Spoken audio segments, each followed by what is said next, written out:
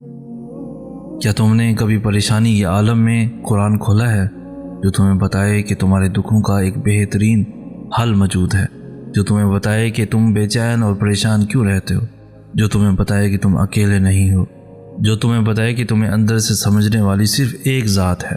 اپنے اندر یقین کو مضبوط کرو اور خالی سمجھنا کچھ نہیں ہوتا، بات ماننے کی صلاحیت پیدا کرو۔ رونا، غم کرنا، سسکتے رہنا، رات بھر نہ سونا، یہ سب انسان کی فطرت کا حصہ ہیں، اور رونا حق ہے تمہارا۔ اگر رونا چاہتے ہو تو جی بھر کر رو لو، اتنا رو لو کہ یہ سارے کا سارا قرب آنکھوں کے راستے سے باہر آ جائے۔ نیند نہیں آتی رات بھر تو جاگ لو، اللہ سے باتیں کر لو، اتنی باتیں کر لو کہ سارے سوالات، سارے الفاظ ختم ہو جائیں۔ یہ جو بھی غم، جو بھی پریشانی تمہیں تنگ کرتی ہے نا، اسے ایک ہی دفعہ باہر نکال دو، اسے اپنے اندر ہی دبا کر اپنی روح کا حصہ مت بناؤ۔ پھر خود سے اور اللہ سے یہ وعدہ کرو کہ جس چیز کے لیے آج روئے ہو اس کے لیے پھر کبھی نہیں رو گے، جس چیز کی وجہ سے تم رات بھر سوئے نہیں اس کا سوچ کر کبھی نہیں جاگو گے، جس چیز کی وجہ سے تم لمحہ بلمحہ تڑپتے ہو اس کی طرف واپس نہیں جاؤ گے۔ اور اس بات کو یاد رکھو کہ ہر چیز میں اللہ کی رضا ہے، عطا میں بھی اور قضا میں بھی۔ یہ دکھ درد تمہارے اس کی طرف سے تمہاری سزا نہیں ہے، یہ آزمائشیں تمہاری ماضی کی خطاؤں کا نتیجہ نہیں ہے، یہ بے سکونی تمہاری اس کی تم سے ناراضگی کی وجہ نہیں ہے، یہ اس کے طریقے ہیں تمہیں خود تک بلانے کے، یہ بے چینی بے وجہ نہیں ہے۔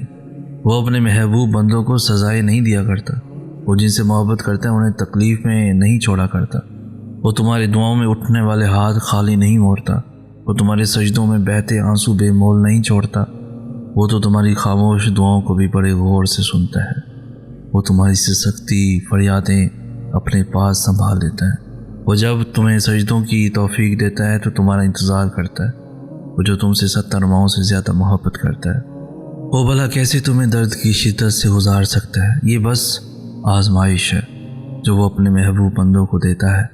اس کٹھن وقت میں تمہارا صبر تمہیں اپنے رب سے ملا دیتا ہے، جب صلے کا وقت آتا ہے تو وہ اپنی رحمت کے سارے دروازے کھول دیتا ہے، جب کن فرمایا جاتا ہے تو آسمانوں کے فیصلے تمہاری رضا کے مطابق لکھ دیتا ہے، پھر وہ حاصل ہو جاتا ہے جو کبھی لا حاصل رہا ہو، پھر وہ نوازتا ہے ایسے کہ ہر ممکن کا روپ ڈھال لیتا ہے۔ اللہ تعالیٰ سے صرف اپنی خواہشات پوری کرنے کے لیے نہ مانگا کرو، بلکہ اللہ کو اپنا دوست بننے کے لیے مانگا کرو۔ کسی وجہ کے تحت اس کو یاد نہ کیا کرو، بلکہ اس کو راضی کرنے کے بہانے ڈھونڈا کرو۔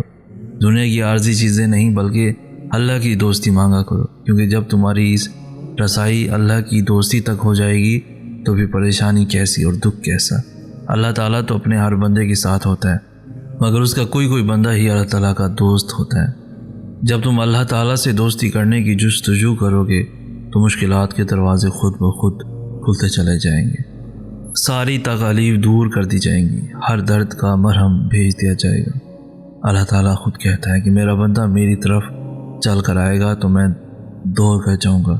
اللہ تعالیٰ کو بناؤ، اس سے لاڈ کرو جیسے اپنے سب سے اچھے دوست یار سے کرتے ہو۔ اپنی ہر چھوٹی سے چھوٹی بات بھی اللہ کو بتاؤ، چلتے پھرتے، کام کاج کرتے، اٹھتے بیٹھتے، سوتے جاگتے، جو بات بھی دل میں ہے جو تمہیں پریشان کر رہی ہے اس کا تذکرہ اللہ سے ہی کرو۔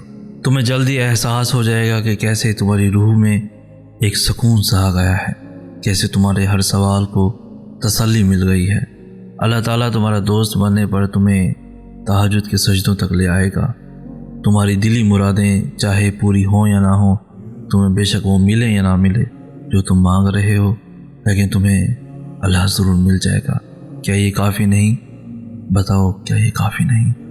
اس لیے قرآن پاک میں فرمایا ہے کہ جب بندہ بہت پریشان ہو جاتا ہے تو پھر اس کو تسلی دی گئی ہے کہ بے شک ہر تنگی کی بات آسانی ہے۔ اللہ رب العزت کے سامنے ایسے گر گرا کر مانگے کہ اللہ پاک آپ کے آنسوؤں کو دیکھ کر فوراً عطا کر دے۔ حضرت ایوب علیہ السلام کو اتنی بڑی بیماری میں اتنے عرصے کے بعد جب صحت عطا کی گئی تو اللہ پاک نے پہلے سے بھی زیادہ نعمتیں ان کو عطا کیں، حالانکہ وہ سب جو پہلے تھا وہ تو تباہ ہو چکا تھا، لیکن حضرت ایوب علیہ السلام اپنے رب کی طرف ہی آہوزاری اور شکر گزاری کرتے رہے اور مانگتے رہے، تو اللہ پاک نے بھی ہر طرح کی نعمتیں عطا فرما دیں۔ ہم نے بھی ہر حال میں اسباب کو اختیار کرتے ہوئے صرف اللہ پاک کی رحمت کی طرف توجہ کرنی ہے۔ انشاءاللہ اللہ پاک سب کے کام بنائیں گے۔ جب اللہ تعالیٰ نے انسان کو تخلیق کیا تو فرشتوں سے پوچھا کہ اس کا سکون کہاں رکھا جائے۔ فرشتوں نے کہا کہ اس دنیا کے سب سے اونچے مقام پر۔ جواب ملا نہیں، انسان وہاں پہنچ جائے گا۔ فرشتوں نے کہا پھر اسے سمندر کی گہرائی میں رکھ دیا جائے۔ جواب ملا یہ وہاں بھی اتر جائے گا۔ فرشتوں نے کہا پھر اسے ریگستان کے ذروں میں رکھ دیا جائے۔ جواب ملا یہ ذروں کو گن لے گا۔ فرشتے سوال کرتے ہیں اسے پھر کہاں رکھا جائے؟ جواب ملا میں اس کا سکون اس کے اندر ہی رکھوں گا۔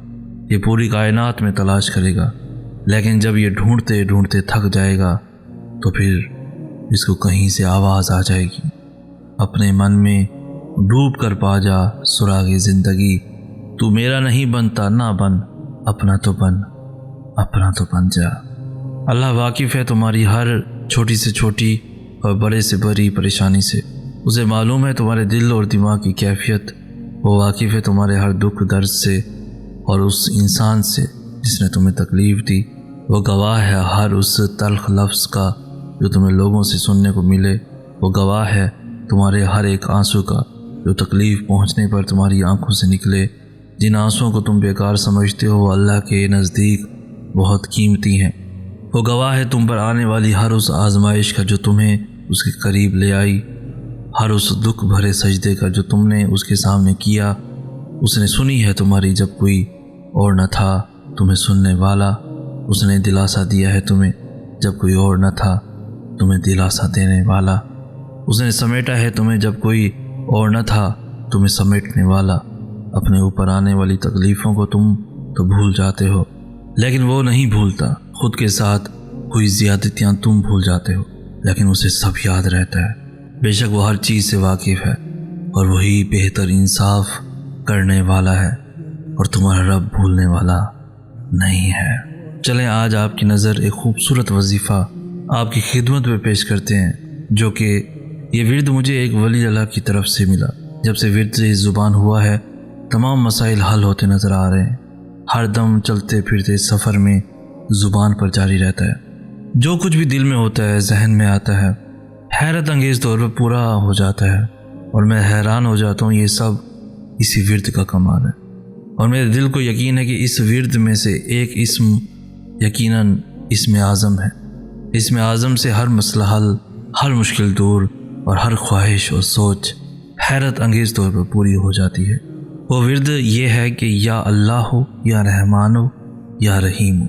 جملہ مقاصد کے لیے ہر دم ورد زبان رکھیں اور پھر دیکھیں اس کے کمالات کیا کیا ہیں۔ اس کے علاوہ ایک بہت ہی راز کا وظیفہ آپ کو بتاتے ہیں کہ میاں بیوی کی محبت بڑھانے کے لیے سورہ کوثر کو سارا دن کھلا پڑھیں۔ سورہ کوثر لا علاج بیماریوں کا آخری علاج ہے۔ شیاطین جنات کے لیے عجیب و غریب چیز ہے۔ جو شخص بھی کثرت سے پڑھے گا اس کی گھریلو زندگی میں برکت آئے گی، دشمنوں کی زبان بند ہوگی، جنات سے چھٹکارا ملے گا۔ رزق میں برکت کے لیے روزانہ سورہ کوثر 129 بار پڑھ کر اپنی برکت والی تھیلی پر دم کریں، پیسوں کی کبھی بھی کمی نہیں ہوگی۔